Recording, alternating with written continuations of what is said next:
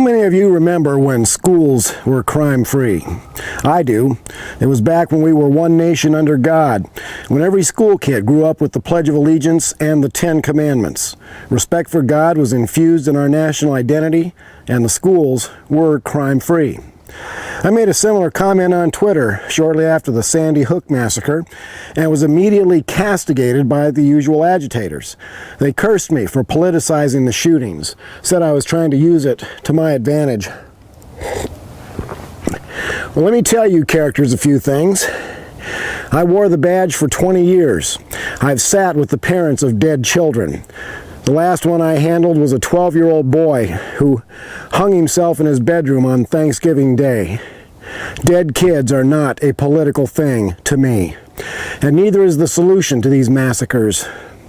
Monsters like we have never seen before now walk among us because the soul of this nation is dying, cut off from the faith that founded this nation and provided a moral foundation for life. It is not a political issue. It's a moral issue. It is a life issue. I pity those who cannot see beyond pathetic politics.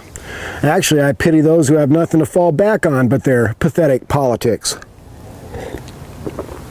The Sandy Hook Elementary Massacre is about something much, much greater and more important. It has to do with eternity. Now you tell me, is that Democrat or Republican?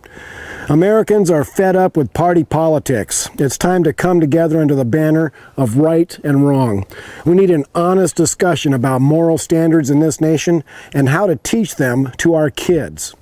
Now, out of respect for the children of Sandy Hook Elementary, drop the crap. Drop the politics and stop being afraid of the traditional faith of our nation's founders.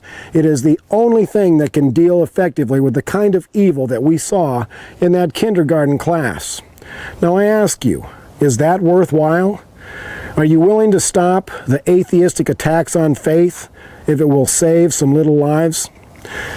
This is Wild Bill for America, and I really, truly mean it when I say God bless America again.